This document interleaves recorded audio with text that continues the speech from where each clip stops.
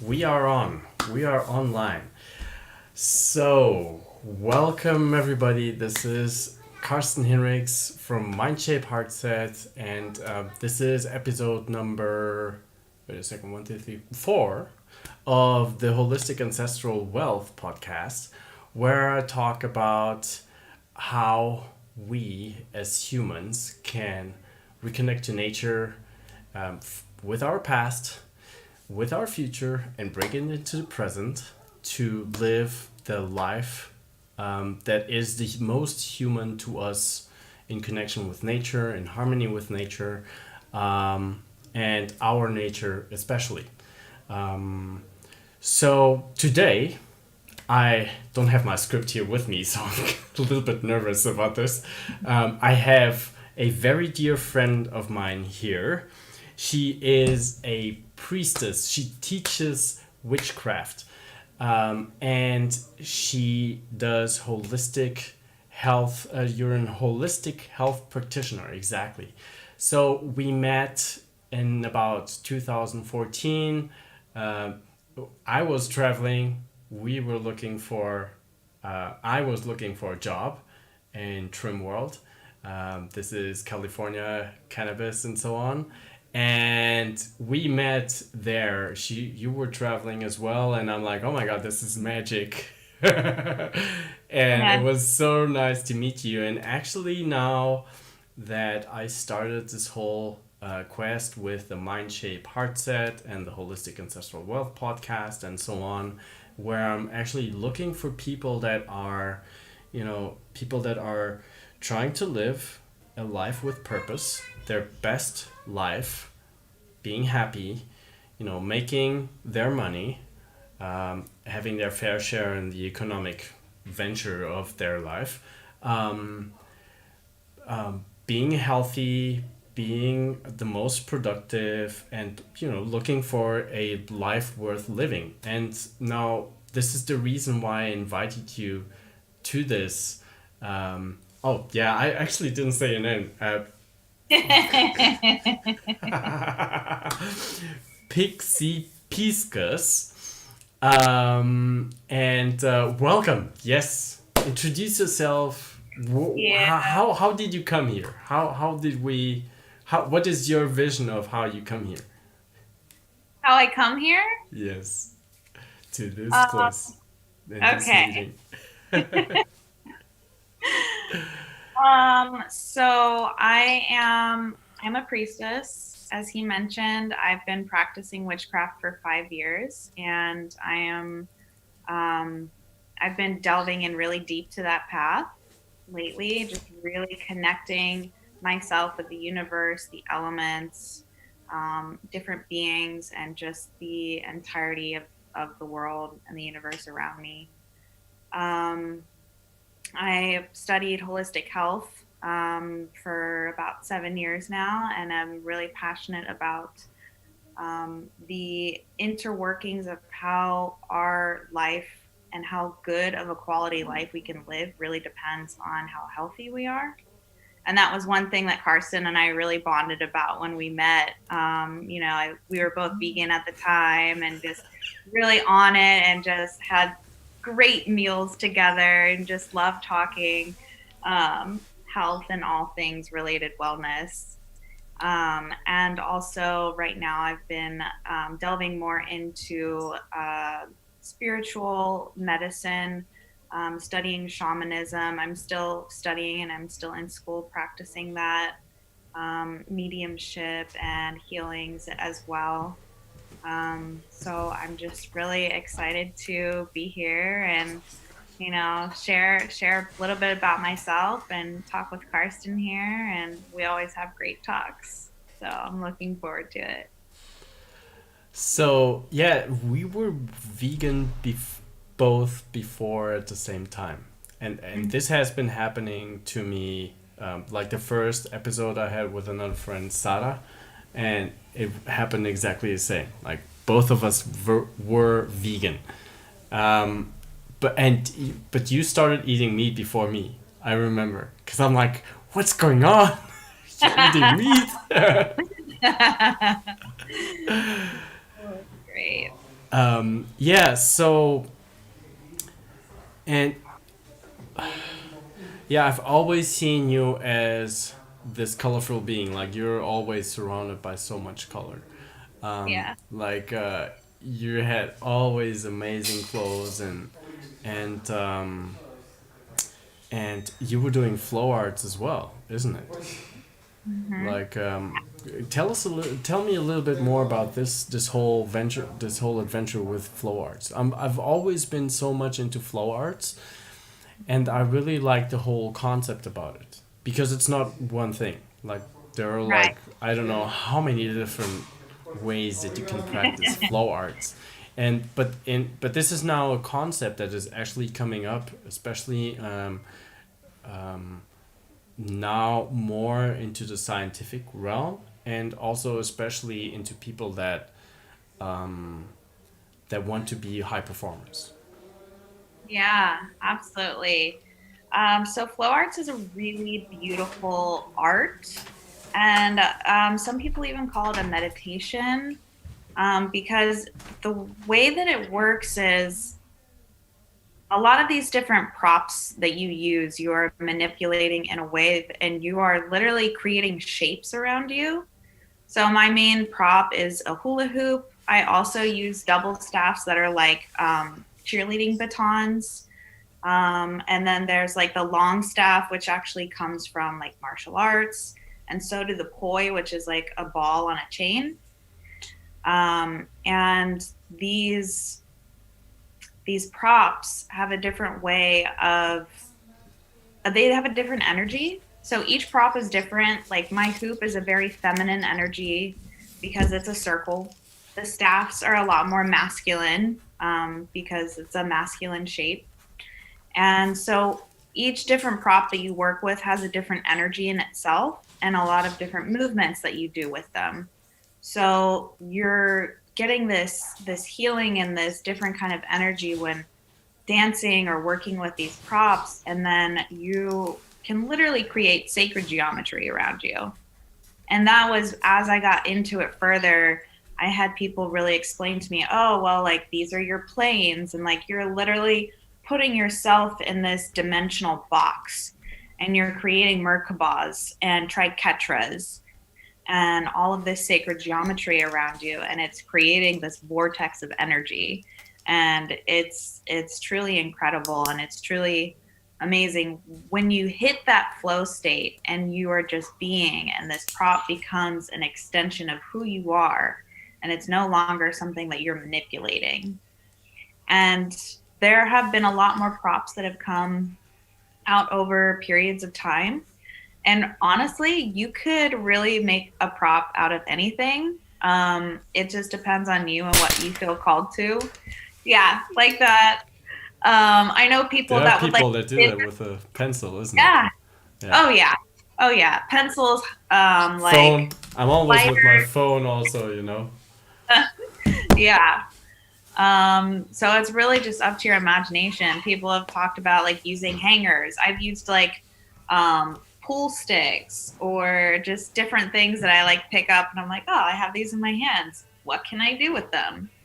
And then that's the other thing, you can create that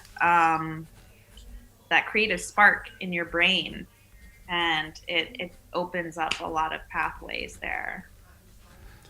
Wow. Yeah, this whole idea of I kind of I know the idea of sacred geometry and the whole sacredness behind this and the whole symbolism that that kind of connects nature to kind of our mind, right? Like our understanding of the sacred geometry and the Fibonacci sequence, the golden ratio, and pi, and all of that as well.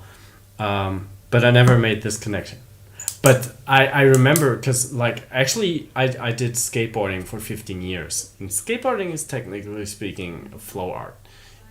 It's just so much more urban and it's not seen as a flow art. But like I was doing with my phone, like I do like this, and this Mm-hmm. is this is a 360 flip. It Mm-hmm. flips 360, and lands on your hand again.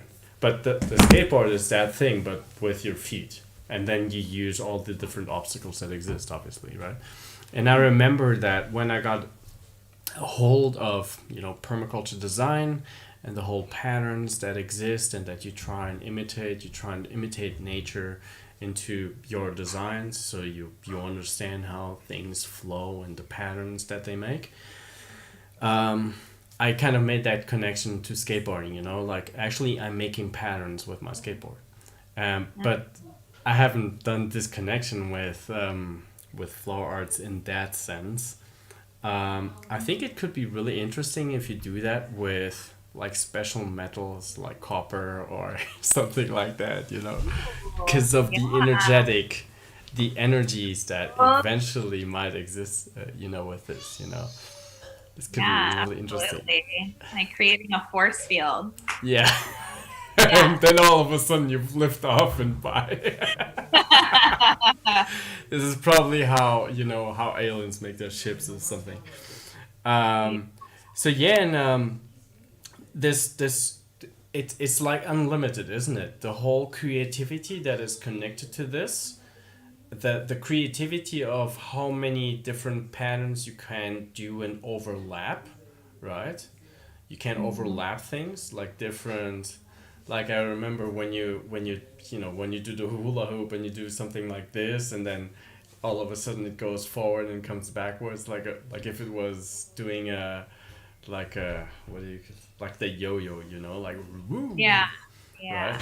And then also like the overlapping of patterns, and then how like the idea is how does this then has impacted your life in terms of like creativity, in terms of well, how do I put this into words, like it's something that you do out of your normal life, and how much has it influenced your normal life? It's been really interesting because it's been an on and off journey. And I always notice that I'm more sad when I don't do it. Oh, interesting. Yeah. So it brings me a lot of joy, and it's something that I have to really remind myself, like, return back to your center, return back to your joy. It has helped me expand my mind and just thinking outside of the box, because when I first started, I used to just like look up tricks or find tricks from other people. And then when you do that, it's like, yeah, that's great, but you kind of just become a copy of like a bunch of other people. And so I eventually just stopped doing that. And I really just sat and I worked with my prop and really just connected with it. And new moves would come through. I'd find myself creating new moves and even just dancing with it in a different way that I haven't danced before. So it's been really beautiful to really just open up to that connection and really, create my own style from it. So it definitely really helps you step out of the box and really think of things from a new perspective. Yeah, I think it's something that Tony Robbins talks so much about. Now I'm pushing this into pushing or pulling, right? I love that. Into personal development, which is like he talks about fundamentals, and I think this is one of the and also mastery. How do you reach mastery? And mastery in, for example, in martial arts, or he talks about Taekwondo because he does I think he trained with this guy, Jun Ri or something. And Jun Ri was always saying that, like, to get to black belt of whatever level, you're always going through everything about the fundamentals and how it's the same thing like with your, what is it, prop? Is that the word? Look at Yeah. this guy. Thomas, tu tira uma opinião. Já vou. So,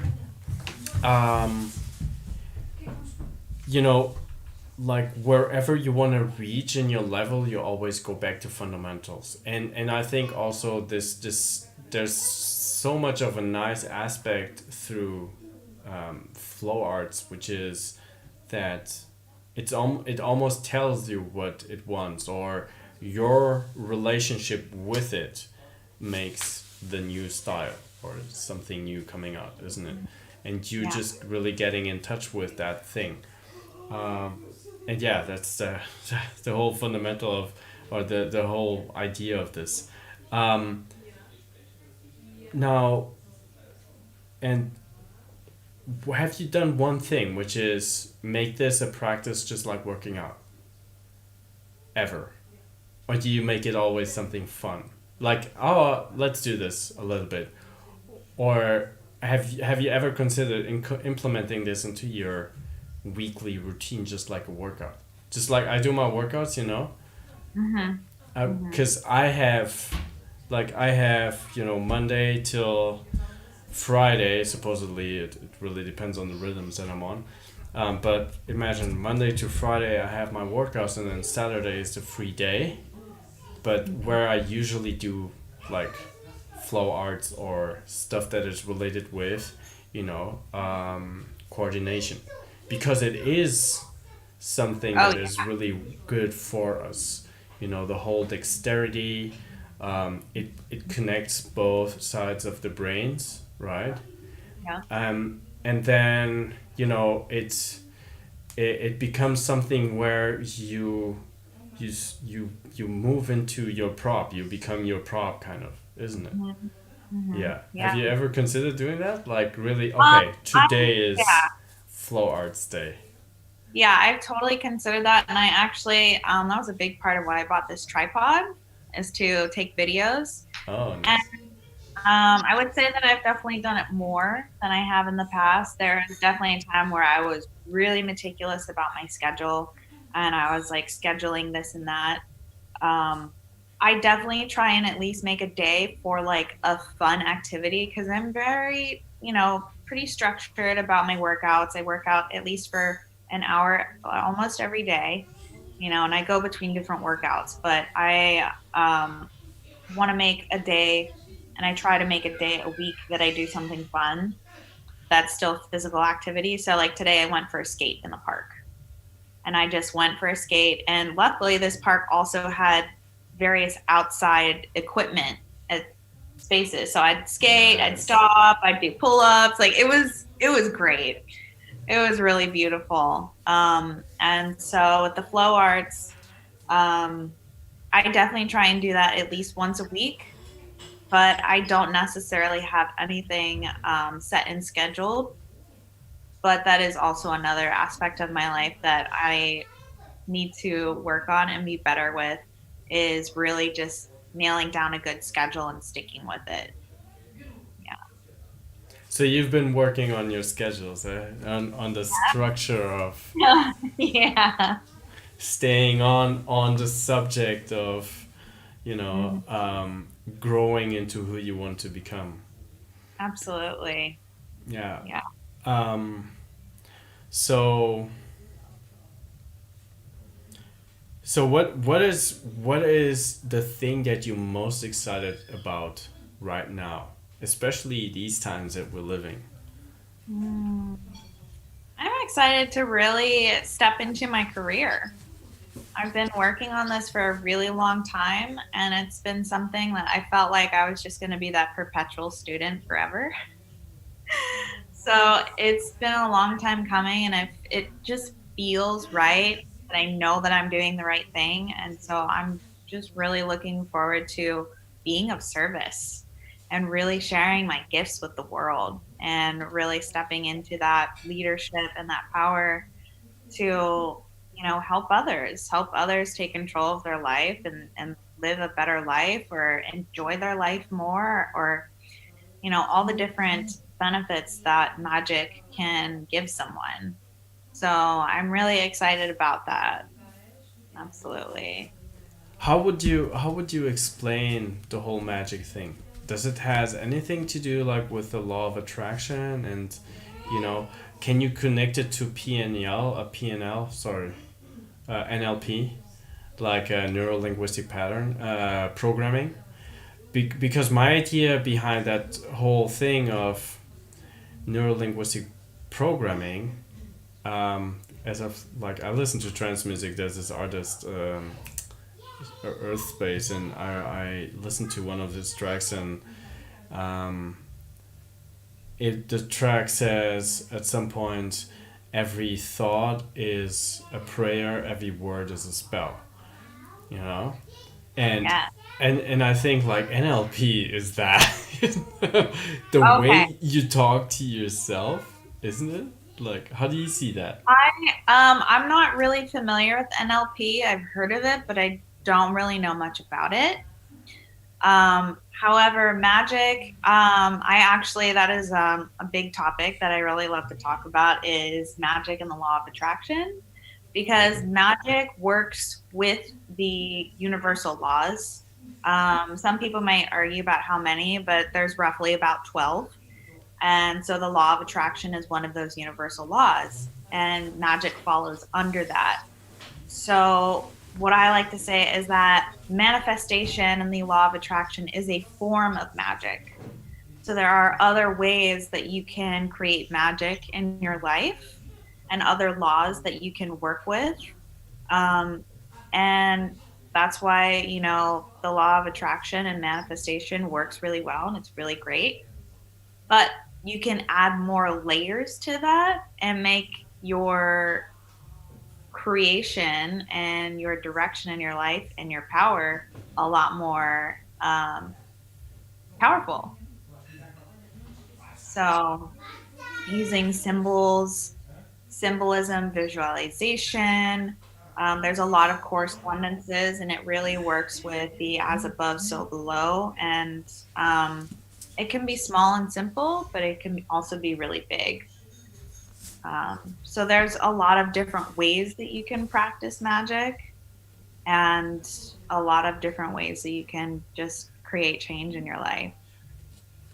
Nice. This it reminds me a lot of like today I was having a really interesting conversation, and we were talking about permaculture and then holistic management, and like, well, it's basically the same thing in different languages. Mm. And I think NLP is just a different language for, the using the spoken word, not only outspoken but also like inspoken, whatever. Um, that then has the effect on your mind and on your mind, right? Like the Oh, inside mind and the outside mind. Like in, obviously they're always connected. There's no separation actually, but that it's probably just the same thing. um, yeah. like I've because like I'm not I don't say that I'm a magician. I love magic, but I don't think about it in that way. But like I do creative visualization. I write things down.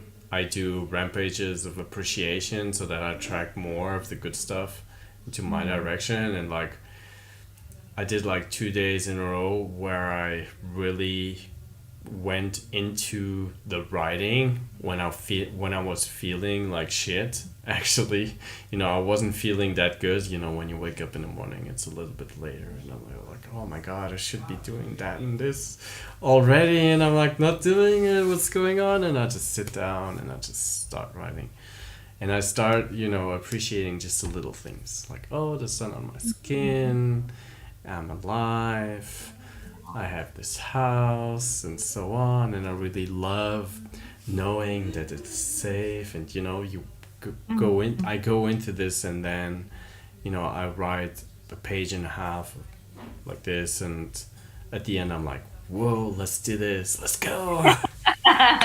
Your And whole world changed. yeah, Yeah, that's beautiful. And yeah, I mean that's all magic.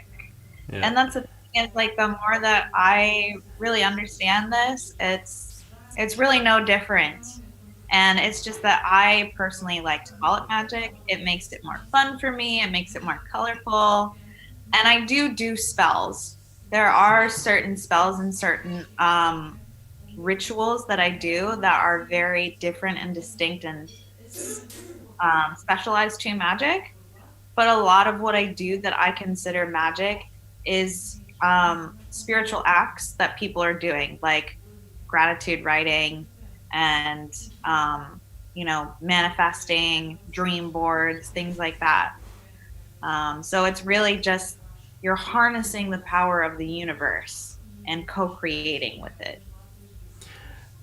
But you can use it for both sides, isn't it? It's like the Jedi and the Sith, right? Yeah. Oh yeah, Yeah, absolutely. Yeah. yeah. And I think unconsciously, so many people do it, isn't it? Yeah. Yeah. Especially on the negative side, they don't even notice that they're doing it. Oh And yeah. It's especially funny. like when you start going into the fear and you start talking about, oh my god, it's so bad, and oh my god, it's so bad, like say that 20 times a day, and then you see how your day goes, isn't it? Well, yeah, been there. It's so much easier to snowball into the darkness than it is into the light. And it takes a lot of work and a lot of finesse to really reprogram yourself. Because, like, going back to what you were talking about, your thoughts and your mind, and yes, absolutely. Every word you say is a spell. And every thought that you think, the more that you think it, the more that it becomes a belief. And then once it's a belief, it enters your subconscious and your conscious mind. And then you could forget about it, much later on. And then that belief is still going to be there subconsciously unless you really do that work to remove it.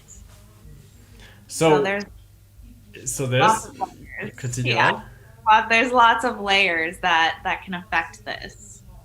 So what would be one of the ways that you would work on beliefs, for example? Like, I know it's a hard nut to crack, isn't it? Yeah, yeah, absolutely. So I really like to just sit with myself, and I'll nail it down to one topic first. So, say for abundance, I'll be sitting there and just thinking, and I'll write. And I really like writing with that because sometimes things will just flow out. And so I'll just really think about what is blocking me, what beliefs do I have about it, and anything that comes to mind, I'll just write it down. And then when I see the limiting beliefs or the negative beliefs, I will go through and rewrite all the positive beliefs to negate those.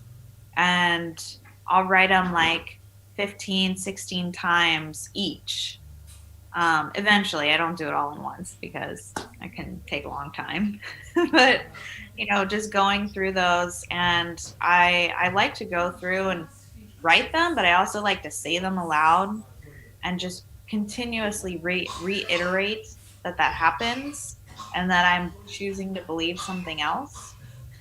However, now with the shamanic training that I'm learning, one of the things that we're learning, one of our tools is belief work. So I can now go into a different state and going into that shamanic state and learn how to get these beliefs and ask creator to pull them for me. So I'm super grateful for that work and being able to do that for myself. So I know that there are also different ways you can go about doing belief work. I just feel like not enough people have really tapped into that.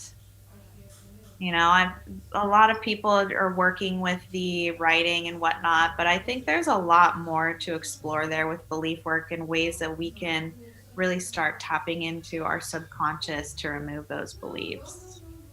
So that would be a similar uh, technique to theta healing, isn't Data? it? Yeah, yeah, They data. also they also ask like creator for all that is or something like that, and like they ask for the belief to change into this or whatever, right? Like, yeah, Yeah, definitely. yeah, and like the way that you find your beliefs, your limiting beliefs is through asking. or Yeah. through like what is my beliefs about this, and then you analyze everything that you've written down. Because I So, think, wait, I think like it's really tricky. Sometimes it's so damn tricky to yeah. find that one belief that is limiting you, right? Mhm. Mhm. How would you go about that? Well, now I do more of like the theta shamanic state, and I ask creator to present that belief to me. However, before I was trained in that, I would just really sit and think about the topic and think about the belief and what I'm trying to resolve. And then I would meditate for like 5 to 10 minutes and just pray and ask for what is standing in my way to make itself known so that I can work through it. And I've had good experience with that too. Um, so if writing doesn't seem to cut it for you, I would definitely try the just praying and asking and meditating on it. Good. So probably try out a lot of stuff. Eh? Yeah, I think like both of us, like we've tried a lot of stuff. You know, like I've gone through meditation, I've gone through psychedelics, I've gone through whatnot. Now I'm also a little bit more very much interested in breath work, especially, but especially in regards to this whole belief systems that I now notice that is really strong and that is so subconsciously limiting to so many people that they, you know, you might have and try to have a conversation about a subject, especially nowadays, you know, with the whole situation that we're in. Like like if you're trying to have a conversation with a person, or you're trying to bring forth a message, and it just passes through, you know. It just they're like they don't hear it. Yeah. And, and it's so funny that the whole the beliefs they create this kind of structure, or this almost like a programming. I see it now nowadays, all of these things, especially in regards to beliefs, I really see it as like an informatic information, like programs, really programs, just like neurolinguistic programming. And I think like the shamanic work when they sing the Icaros and all these other songs that they have, or when you do your prayers and so on. I've seen some of them; they're really beautiful, especially the end, the no harm thing. Um, it's really like programming, and like you need to be a hacker, right? You're a hacker actually, Yeah. like uh, like Neo or something. You just hack the Yeah. system and you go through it, and you like you find a crack, which is also the word that they actually use. You find a crack, you insert it into the crack, and like and Mhm. change the system, right? Break the codes. Yeah. Exactly. Yeah. Yeah, absolutely. Yeah, I mean, medicine can do that too. Absolutely. If you're someone who is into, entheogens and, those two, like, I mean, those obviously, are their own spirit and will take you to where you need to be. But setting your intention is so powerful and impactful on your experience. And, that can really bring about a lot of positive change and knowledge for you to work through as well. Yeah, especially in regards to entheogens, I've been, you know, looking deeper into it. Entheogens, psychedelics for some people, you know, some think they're drugs, but they're actually medicines that have been used for thousands and thousands of years before we even knew all this technology and all these governments that we have nowadays that have considered them as drugs. Um, Many of them are being studied now, but like from my experience now and from all that I'm learning about this, you have, just like you said, you have these different spirits. They have all their specific personality. For example, San Pedro or Wachuma is like the grandpa, he's very nice and docile, and it's a long trip. But he's not as rough. And then ayahuasca is like the mother, and sometimes you get a beating. Um, Iboga is I don't know. I don't know enough about Iboga, but from what I heard, it's almost like a browser. You make a question, you get an answer, um, and then mushrooms come from outer space. They're just it's really crazy. So yeah, all these medicines, they have their spirit, just like marijuana, Mary Jane, cannabis, and so on. She also she she has her spirit as well. Um, so uh, shall we talk a little bit about psychedelics? I'm always game. So yeah, I still remember when you shared a video online where you talked about one of your experiences. Mhm. So yeah, I've had my experiences. Some people know. Most of the people online don't know. So I'm kind of stepping into this, and I'm fine with that. Uh, so yeah, this first experience, what brought you into sharing this?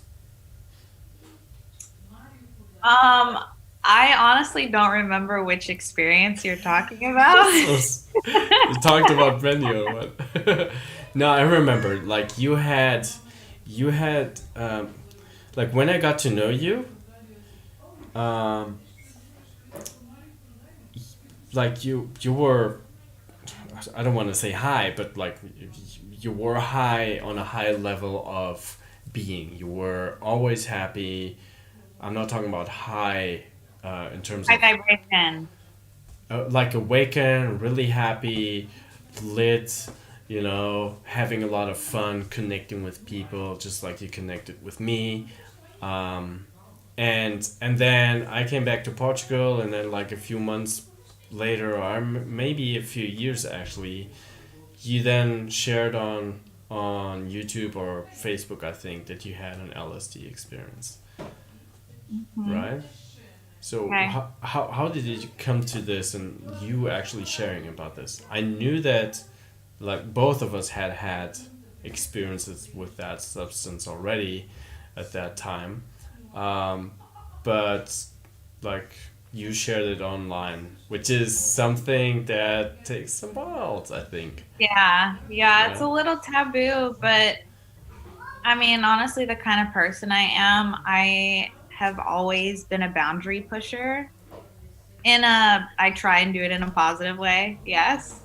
I am really about being open and, just sharing who you are with other people because, we've grown up in a world where there's so much shame and things that we feel like we need to hide, like our sexuality or, um, drug use, but in this case, it's actually medicine.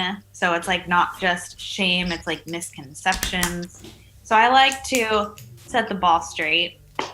Um, so I've had so many different really beautiful experiences with these medicines, with LSD, with mushrooms, with DMT, and I think that it's really important to speak about them because I know I had some thoughts about them before I started them that I thought, I was going to see like flying pigs and like unicorns dancing in front of me. And it was like so intimidating. And it's not like that. I mean, maybe back in the 60s when it was super strong, it was like that. But it's not now. Um, and so I've just opened and expanded and I've seen and experienced so much that I have connected with the universe. I mean that is really truly what has brought me into spirituality is the fact that I all of a sudden I find myself elevated and I see the connection between everything. And that was what I was like, wow, I see this, I feel this, I'm connected to everything around me. And that sparked, my interest for spirituality. I've done soul retrievals. I've seen visions of past lives. Um, and there's just so many different things that you can unlock when you're in that state about yourself or about the world around you that um, I make jokes that we should put it in the water and everyone should do it. I'd never do that, but you know, it's Yeah, nice. I remember that movie. What's its name? What's it called? The Man Who Stared at Goats. You remember that movie? Yeah, And yeah, at the end, they were on this what is it, like, military station where they put water, LSD in the water, and everybody got stoned, and everybody was like, "Wah!" and seeing all the little things happening. So yeah, I want to, take my hat off for that. Really, I have great respect for you speaking up for this, and I make use of this opportunity to you know um, kind of confirm what you're talking about, especially in these states where you then realize and see how connected you are to everything that is surrounded by you. Give me a second. I need to I need to ask my brother. David, David, David, Thomas. Der Opa hat das chamar. Drück auf den Knopf. Yeah, sorry, I forgot to turn the microphone off. So yeah, really, I can only confirm. I've had many experiences with LSD as well, with mushrooms, with DMT and ayahuasca, and even with cannabis, where I saw so much deeper into what is in front of you, and really connected to, I saw spirits that were laughing at me and throwing a party. Hey, he's back, and these were amazing experiences that I will never ever forget, and they were probably some of the most significant experiences in my life. Especially, when we met in Arcata. I arrived there I arrived there and I didn't know where to sleep. And then I met Aaron, you remember? yeah. And he said, "Hey man, it's fine. We stay in the forest," and so on. I'm like, shall I trust this guy? I'm not sure. And I'm like, where do I leave my stuff? And, oh, you just leave it in the bushes. No one will see it. I'm like, "Ah." And then he said, and I'm like, okay, well, I might just try it out. And he's like, oh yeah, and it's a full moon this night. Everybody's gonna take acid. You can take acid as well. Do you want some? I'm like, I'm in. And that first night with these people that I didn't know from anywhere, that night we were running in the forest in circles. We were always finding the same spot again and again. And we're like, what's going on? Like, we're always reaching the same spot again and again, And man, it was amazing. Like, that forest was so magic, and like it was really possible to just leave your backpack wherever, find it later again, but nobody else would find it. And So incredible. yes, and with those big sequoia trees, that was, and having reishi mushrooms all over the place with all these little droplets, and then what's his name? He was looking for the droplets and collecting the droplets. Felix, exactly. Yeah. Felix Russen. That was, and I told everybody that night that I will never forget this, and I have not forgotten this. Like we were running barefoot in the forest, and I didn't have one scratch from that forest. If you try that here Wow. in Portugal, I don't know if it was from the acid or if it was from the forest, but I didn't get one scratch that night, and we were barefoot. And yeah, like, and so many other experiences I've had in my life where I really connected so much more to me, and was able to see my thoughts in structures. Like I'm like and moving things around. Okay, let's put it here. Let's put this here and this, and reorganizing the whole thoughts and everything. So there is so much to this, and it's amazing how nobody talks about this, isn't it? And it's so taboo. Yeah, yeah, it really is. But I really believe that as time goes on, it's becoming less taboo. In the States, um, Oakland has decriminalized mushrooms. Oregon has just decriminalized, I want to say all drugs, that this just happened in this last election, but definitely at least mushrooms. I know San Diego is on the ballot. So people are starting to really open their minds to the fact that these things are medicinal, especially there's a lot of studies that have been done on mushrooms and their ability to help people with depression. And because there's a method and there's a science to that. Yeah.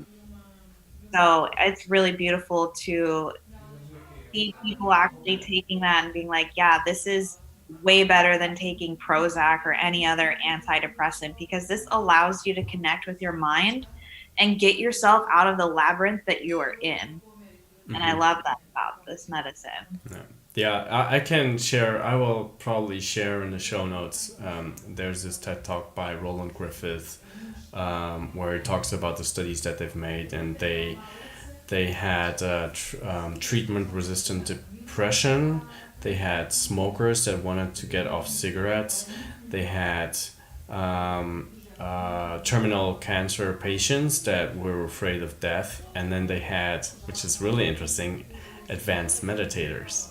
So, and all of them were subjects in the study, and the 90, like about 90, just like off the chart, significant statistical significance in terms of people that had this, they were taking pills for their depression, but it wasn't working, like treatment resistant, right?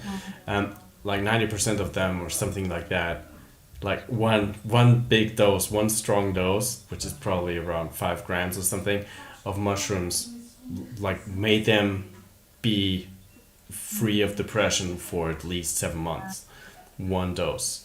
They were treatment resistant. And then the smokers, most of them achieved what they wanted, which is stop smoking. The cancer patients, the terminal ones, they were not afraid of dying anymore. And then the advanced meditators all reported that they could actually work so much better, not as, as a complement to the meditation, right? Like, because you really get into places where it's where you can go so much deeper into the whole work of who you are, your beliefs, just like we talked before, and you see all the foul stuff that is still in there.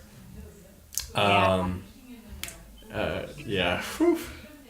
But it's something. Listen, people.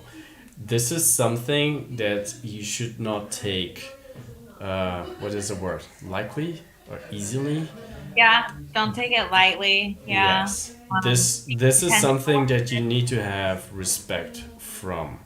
And we are not in any way, what is the word? Advocating you to take anything. This you do somewhere where it's legal, where you have somebody taking care of you, where there are professionals that do this, or shamans that have been doing this for a long time, and they know how to deal with these situations. So Research. yeah, and really be careful what you wish for when you get there, because whatever you bring out, it will manifest, and you will see what is there. Yeah, I have had situations like this, like in the ceremony. But anyways, yeah. Let me check how much are we into times. Okay, you still have time a little bit. Yeah. Good. So, now, yeah, you've spoken out about this. What kind of reactions did you get? About psychedelics. Yeah. For the most part, I have gotten all really good reactions. People were interested in what I had to say. They thought it was, really great that I was speaking out about these. I don't think I've really had any negative responses about it, honestly, because I feel like the thing is, as these medicines, especially mushroom and acid, tend to get thrown into the party scene. So a lot of people are familiar with them, which is, I mean, I guess it's a blessing and a curse because people are familiar with them, they understand them, they're just using them in a different way. And that's the thing is they're using them instead of communing with them. And that was a big difference that I've learned this year is there's using them and there's communing with them. So most of the people that are in my realm have been really open and receptive to it. Um, yeah, yeah. So I'm grateful. Yeah. I'm really curious about this talk. See the reactions of people. So, and what influence would you say had these substances and these medicines on your life? They've completely changed my life. Like hands down, I would not be the person I am today if it wasn't for this medicine. Like I said, if it wasn't for acid, like I would have never found spirituality. And that is my whole life, more or less. Yeah.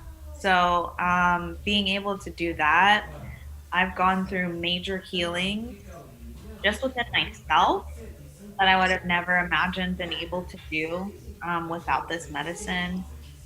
Um, Being able to connect with other people and being able to reconnect with myself, open my heart, um, it's completely life changing. Uh, I can only say the same. Yeah. With me, it was like I was on this trance party, and like the yeah, it is a party or it is a festival, but you know, like when you take something like that, you find your spot, and then you're in this. Actually, it's this. I consider it to be a safe environment. Yeah, I mean, like especially now the big festivals and like Boom Festival or something. You have like this tent. It's called Cosmic Hair, where you can go and they take care of you, and they are there for you. And like if you have a strong experience or something, they help you with everything. So yeah, I had this experience with LSD where I had taken the decision of taking one adequate dose, and I had an unforgettable experience, and this kind of triggered me, with everything else that happened after. So first, like, I just want to share, like, when I got home and I, like, I met my mother again, and like I was so introverted, and she, like, one day she came to me and she's like, Carsten, what's going on? You're so calm. And I'm like, I think I didn't tell her immediately, but then later I'm like open up and said, yeah, I took acid and it was amazing. It was so beautiful and I love you so much. And like, Oh, It was so nice. It's so funny just that my mom just came to me and like, what's going on? You're so calm. How is this possible? But then, like this, I took it with this really beautiful girl from Sweden, Sara Tolvan. I hope you see this, and we had such a beautiful experience, and then like we connected so much and very much, and then she talked about vipassana, and ended up inscribing myself into a vipassana retreat, not really knowing where I was getting myself into. And then I spent 10 days in silence, 11 hours a day meditation for 10 days. And then, this was just, the beginning really. And then it just become more and more and more. And this was also for me basically my start into getting to try and understand and going into spirituality or whatever I thought it was at that time, so yeah, for me it was the same, just the beginning of my spiritual quest journey or whatever, and yeah, many more actually came after this. So yes, now how this might be a tricky question. How do you see the times that we're going through right now? This is off psychedelics now and into the medicine that is happening right now. I think all of this that is happening right now is kind of medicine. Yeah, I would agree. I think this world is in a deep phase of cleansing. You see it reflected into the earth with all the fires and the storms and everything that's going on. The earth is cleansing itself. And to a degree, I feel like as a human population, we are being cleansed. And sometimes we have to go through a sickness to be cleansed. And I believe that this is really a test of our faith.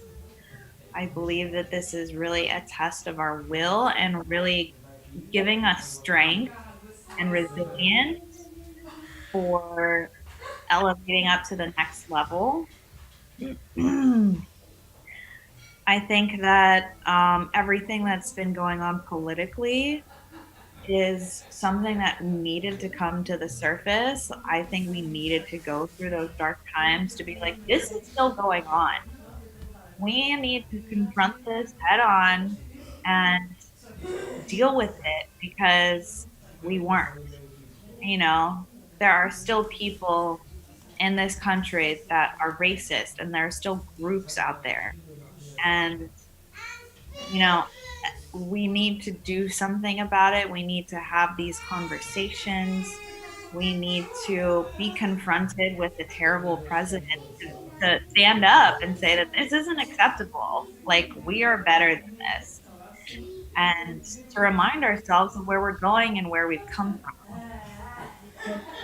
Phase of evolution and change and just up leveling to the next level is what I really see is going on right now, and really calling for us to be gaining on that spiritual and like holding on to that spiritual for strength, and really using this time to elevate to the next level in all ways, really. Nice. Yeah, I agree. Um, what was it? What I want to say? So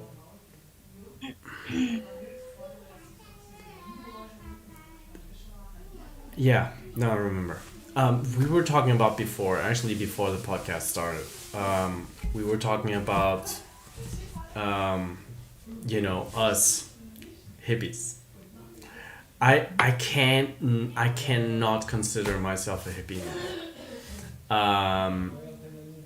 Not in the old sense, because the old sense for me was we had a problem with money, we had a problem with business, and yet everybody, we never actually we never really stopped doing any kind of business. We used money just like all other people. And like this is one of the things that I see here in Portugal, these people that live like like if they were hippies, or they live like if they were in harmony with nature, and then they go for a few months to work in France, on agriculture fields, that are sprayed and everything, and they harvest grapes for, you know, just, champagne, or I worked in France once, or for wine that, not hippies are gonna drink, but just conventional people. So they're just feeding into the system, just like everybody else, just in a different way. And they say, oh well, we live in harmony with nature. But then, it's that thing. Like, you get that really quick job where you get some good money, and then you have this lifestyle where you live with less, but you're still part of the system. So, and now, like, I see it, especially for us, and now you're basically, creating you're making what you love to do your business, isn't it? So, and I'm doing exactly the same thing, and I'm really loving doing this podcast thing. And this is only episode 4, and I'm like already hyped with this because I'm just having fun conversations with people about all these different subjects that I think bring value to other people's lives. And so I really believe that we, as I think the something more adequate would be something like, I don't know, alternative thinkers. Or I think I have this really nice friend, Jay Onofre, maybe you're listening. She's created this this concept, it's called Thrive Tribes, and I think we really belong to this tribe. I will definitely create a contact for you with her, because she's also, she has created Thrive Tribes, which has all these different levels of human existence that need to be worked on for us to be able to thrive as humans, as a tribe, And I think we just need to get organized, just as much as people that are raging war, saying that there's a sickness out there, and putting people in houses, and putting everybody with masks, and and printing money and all of this. Yeah, absolutely. So It is. yeah, It is hard to compete with that, because the thing is, with a lot of those people in that corporate sense, and they put so much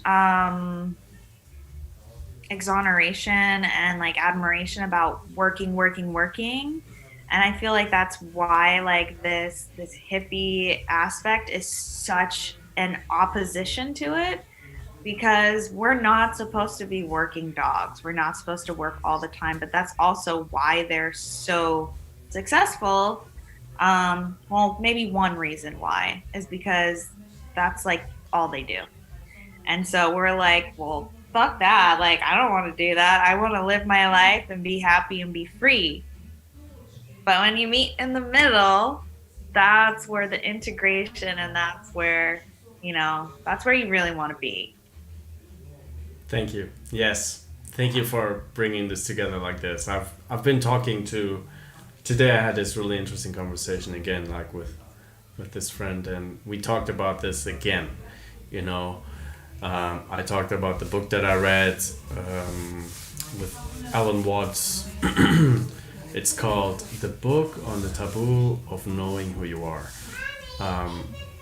And he has this chapter, it's called The Game of Black and White, where you have all these opposites, but in Buddhism you have the middle way, and this is where the yin finds the yang, and they are interwoven, right?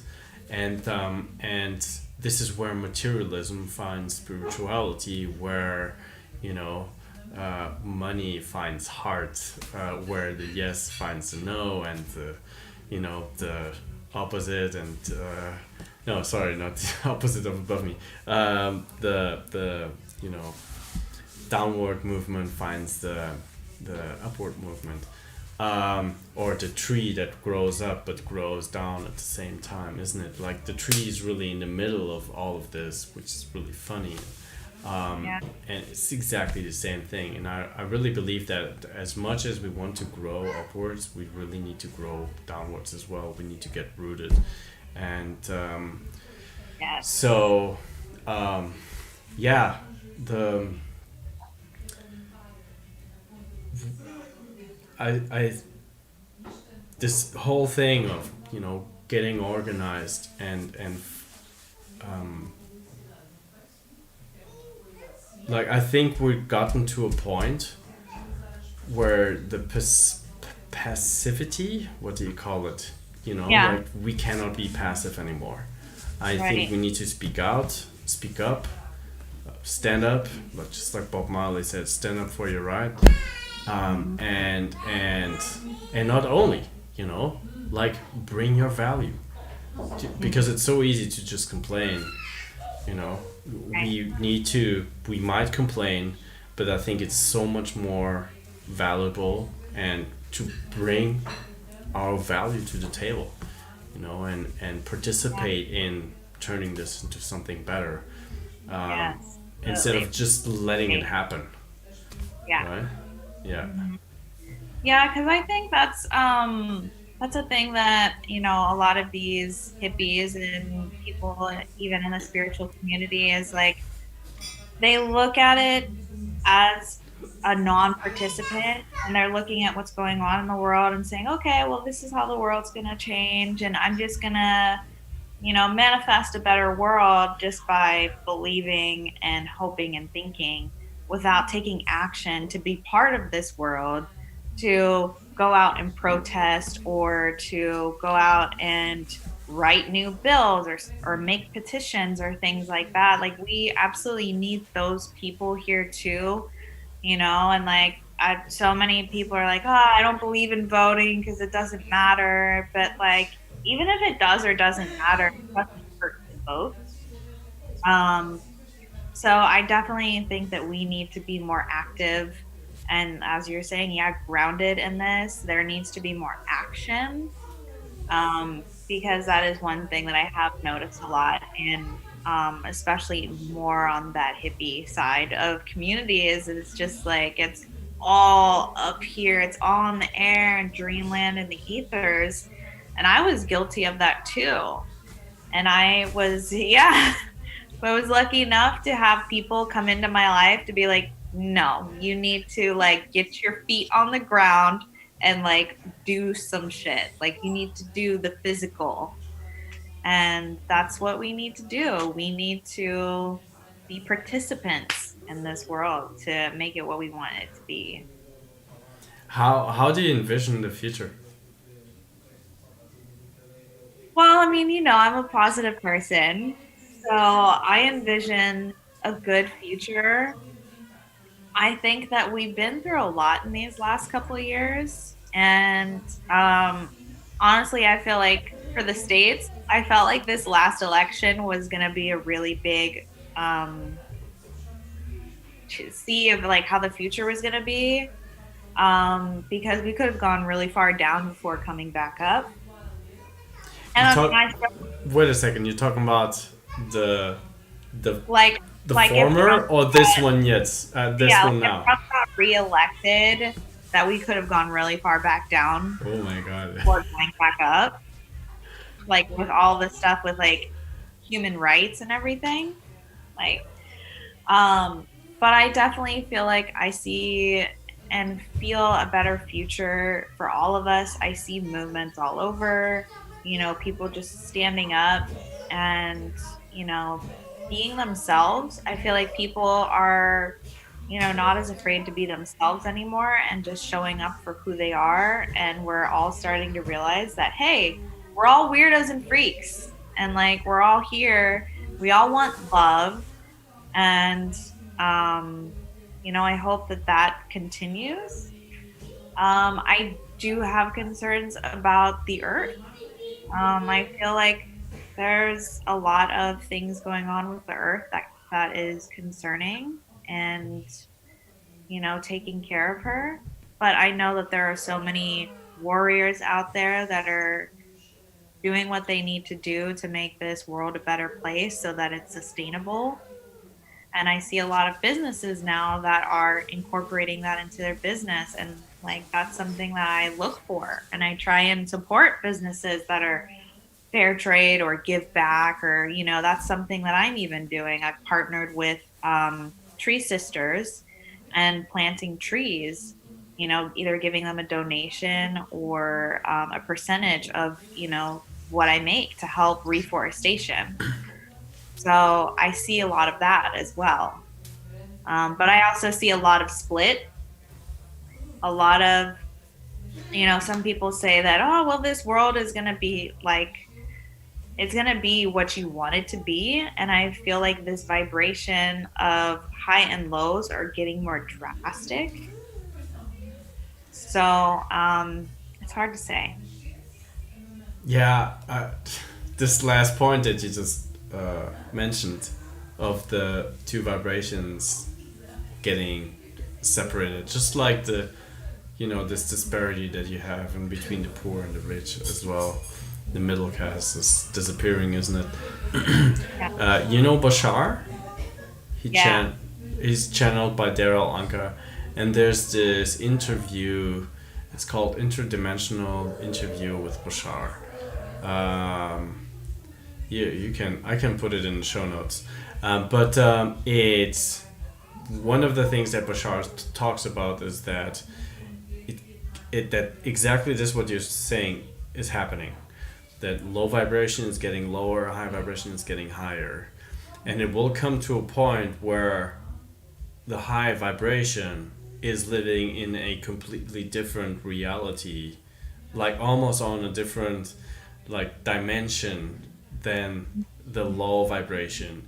And so it's almost like there's unlimited planet Earth that exists, but the high vibration guys are on this really beautiful, nice planet Earth full of forests and prairies and animals and everything. And these low vibration people, they just stay in this shitty planet, But it's just the same planet, but they're just less on a low vibration dimension. And these other guys are like, whoa, this is amazing. And so, yeah, this is one of the things that he mentions, which I really agree with. Just one correction I would make in regards to sustainable. What we have right now is not sustainable, and we don't want to sustain this. The new word is regenerative. So... Oh, okay. Yes. So actually regenerative agriculture, and also just one little point, because I'm so much into the whole permaculture and whole holistic management thing. Most people think that ecosystem regeneration is reforestation, but reforestation is just one of the aspects. Actually, forest is so much slower at pulling carbon down into the soil, and also so much slower at growing, and they need so much more energy input in terms of people working to plant trees and put seeds out, in comparison to using, for example, livestock and holistically managed grazing for grasslands. Because grassland is so much quicker at pulling CO2 into the soil, and it's you can also have meat production in the middle of all of this. So that's why I'm so much into holistic management. So thank you for letting me know. Yes. Good. Yeah, I think this is one of the new things that kind of came up for me, and the reason why I also am a much stronger believer now in especially if grass finished beef or meat in the carnivore diet, in comparison to the plant production systems that usually don't are devoid of animals but are dependent on animals for manure, but ecosystems have to be eliminated as well for having these plants being produced. And this is why, like, this whole mindset change for me, that probably meat production is actually so much more healthier in general than plant production system. But that's a huge subject that one day we can talk about this. Yes, I would love that. Yes. So um how, like, you have your channels, you have do you have your Instagram channel, um you have your Facebook and all of this. I think I have all the channels. I would put them in the show notes. um do you do you do you still want to share something with us, some insight or something that you really think is important or worth people listening to, that they can benefit from, especially for today, probably?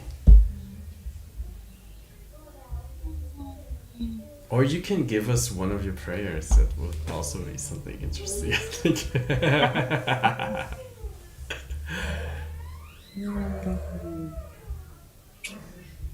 Well, let me just.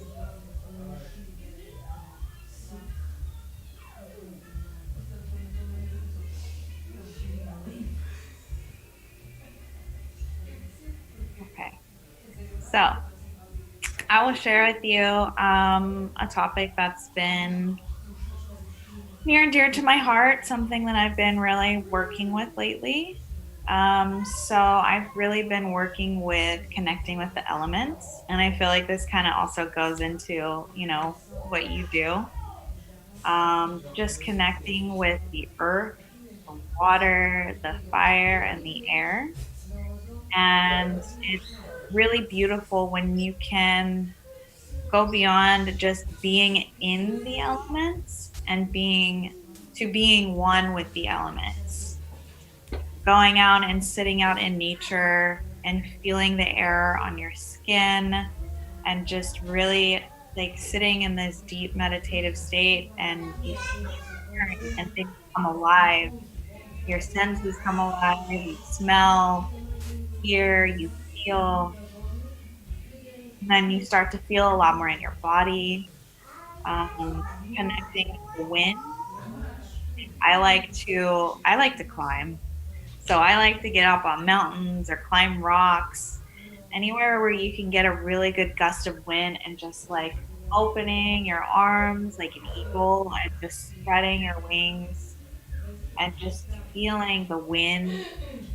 When you get really high up on a mountain, it's really different because you're not experiencing wind anymore. You're in the wind. You can feel the current instead of just feeling the wind on your skin. And it's a really cool experience if you have access to a mountain or something like that, where you can get up high and feel it. Um, Connecting with the fire has always kind of been a big one for me because, as we were talking about flow art earlier, I'm also a fire spinner. So fire has been pretty near and dear to my heart as the little pyro that I am. But it is such a live element. And I'm actually looking at my candle right now. I have a candle that's been lit this whole time. Then I'm watching it, it's dancing, yes. It is so great for heat and warmth, and you can just stare into the fire, and it that in itself is such a meditative place. But being around it, it warms your soul, and you can connect with the fire in so many different ways. I connect with it in the kitchen, because you cook over fire, and connecting with the sun that is fire, and just feeling that warmth and that, like, literally that life force going into your skin, is perfect. and connecting with the water, we are mostly water. And water has such a power to be regenerative and restorative and cleansing.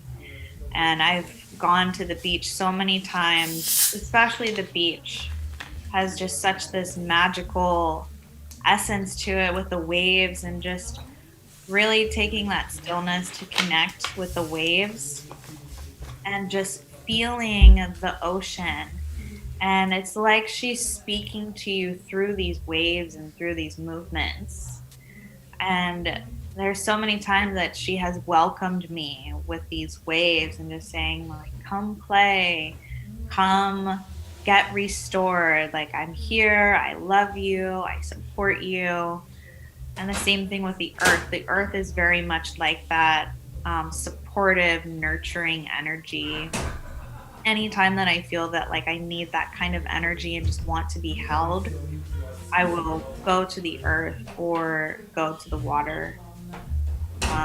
And so that's really powerful, you know, for some of us who maybe don't have someone to hold us or don't have someone in our life that we can really open up to and be vulnerable to have nurture us.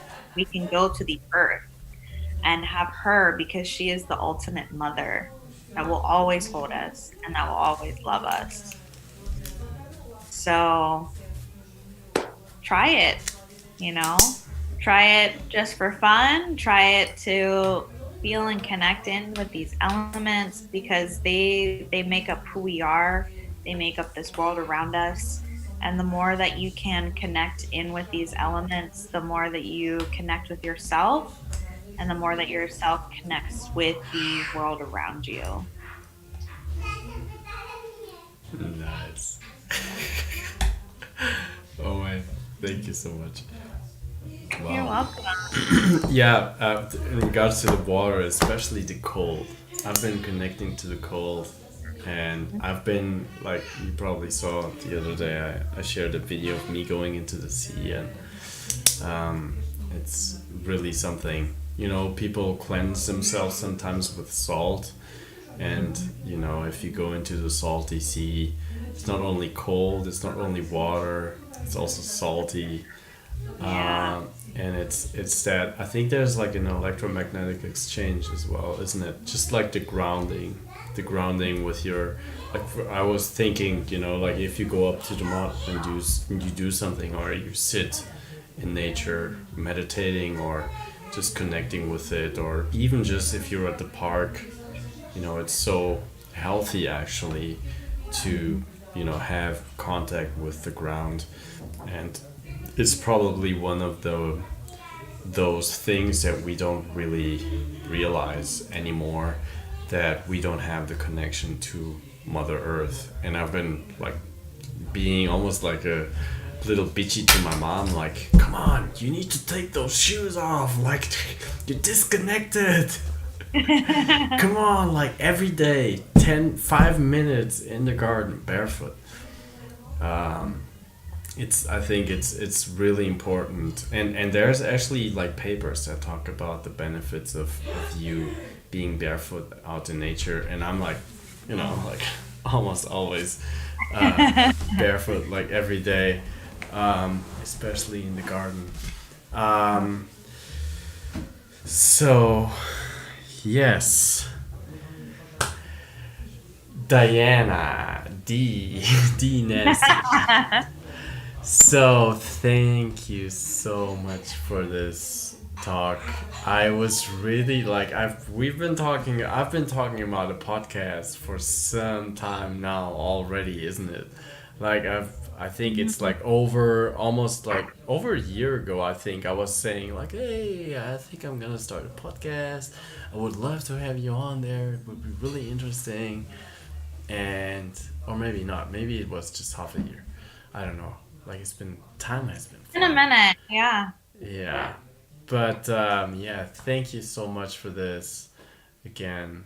And yeah, I'm definitely open to having another talk of these with you, because it's I think we only covered like a little percentage of all the subject that we could actually cover Yeah, in our conversations, because I know there's so much more where this came from.